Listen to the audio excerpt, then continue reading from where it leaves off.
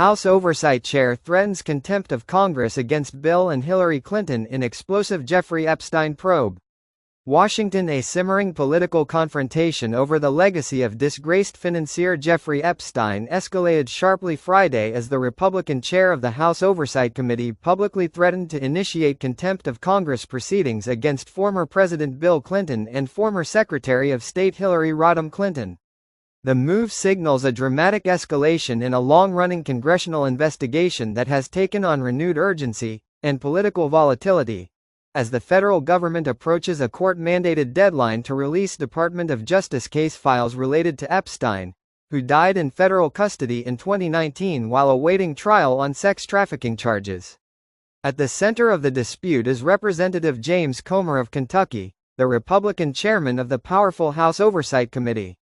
In a sharply worded statement released late Friday, Comer accused the Clintons of delaying, obstructing, and largely ignoring repeated attempts by committee staff to secure their testimony regarding their past associations with Epstein.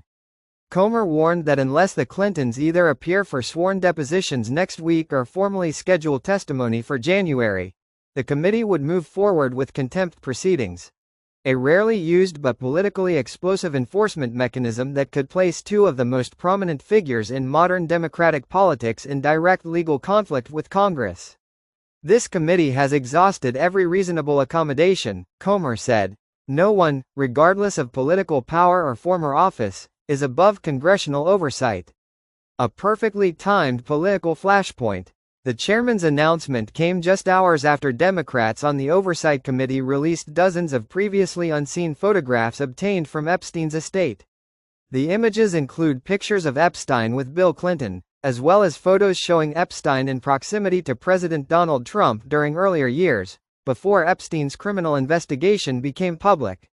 The timing underscored the increasingly partisan nature of the Epstein inquiry, which has morphed from a probe into institutional failures into a political battlefield involving former presidents, powerful donors, and unresolved questions about elite accountability. Democrats framed the release of the photographs as a transparency effort designed to prevent Republicans from selectively leaking materials. Republicans, however, argued that the images reinforced the need for testimony from high-profile figures who once moved within Epstein's orbit. The result is a high-stakes standoff that blends investigative oversight, political strategy, and unresolved public outrage over Epstein's crimes and his network of wealthy and influential associates. Contempt of Congress. A rare and messy weapon. Contempt of Congress is among the most controversial and least frequently invoked powers available to lawmakers. Historically, Congress has relied on voluntary cooperation, negotiations, or executive branch enforcement rather than direct contempt proceedings, particularly when dealing with current or former presidents. In recent years, however, contempt has re-emerged as a political weapon amid deepening partisan conflict. The most prominent modern example came during the House investigation into the January 6, 2021, attack on the U.S. Capitol, when the committee voted to hold then-former President Donald Trump in contempt after he refused to comply with a subpoena.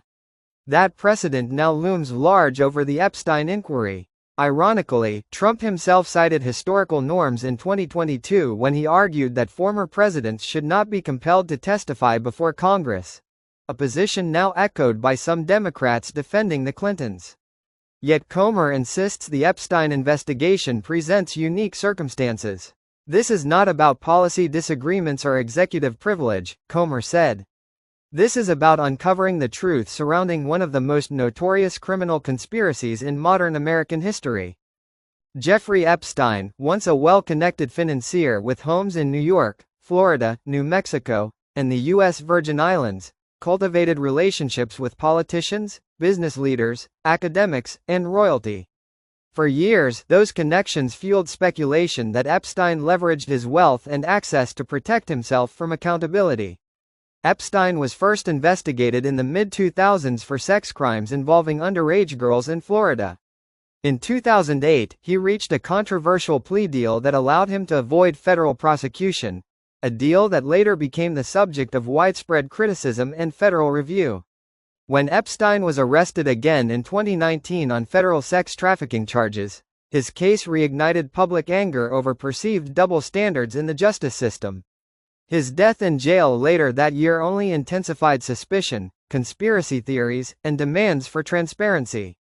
Bill Clinton has long acknowledged that he traveled aboard Epstein's private jet on multiple occasions during the early 2000s, primarily in connection with work for the Clinton Foundation. Clinton has consistently denied any knowledge of Epstein's criminal activities and has said he never visited Epstein's private residences. Importantly, none of Epstein's known accusers has accused Clinton of sexual misconduct. One of Epstein's most prominent victims, Virginia Giuffre, once told a newspaper interviewer that she had encountered Clinton and Trump in social settings connected to Epstein. However, Giuffre later testified under oath that those claims were inaccurate and resulted from reporting errors. Clinton's spokesperson has repeatedly emphasized that Clinton severed contact with Epstein long before his crimes became publicly known. Still, Republicans argue that Clinton's travel history and proximity to Epstein warrant sworn testimony, particularly as Congress reviews how Epstein's influence shielded him from scrutiny for years. Hillary Clinton's involvement in the investigation is less direct, but Republicans argue that her role as First Lady, U.S. Senator, and Secretary of State during key periods of Epstein's activity raises questions about what high-level political figures knew, or failed to investigate. Committee staff reportedly sought testimony from Hillary Clinton to explore institutional oversight failures and decision-making within the federal government during Epstein's earlier investigations. Democrats have dismissed those efforts as political theater, accusing Comer of attempting to smear prominent Democratic figures ahead of a contentious election cycle. Democrats on the Oversight Committee responded sharply to Comer's threat, calling it an abuse of congressional power and a distraction from more pressing governance issues. "This is not a serious investigation, it's a partisan spectacle," one senior Democratic member said. The chairman is using Epstein's victims as props. If Comer follows through with contempt proceedings, it would mark an unprecedented moment in congressional history. A formal attempt to compel testimony from a former president and a former Secretary of State through coercive legislative action.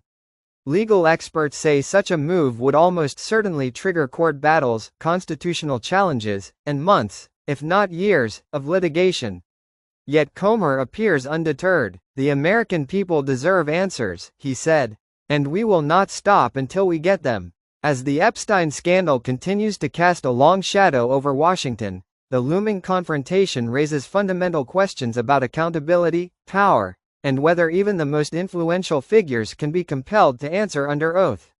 For now, the nation waits to see whether the Clintons comply, or whether Congress will cross a historic line in its pursuit of the truth.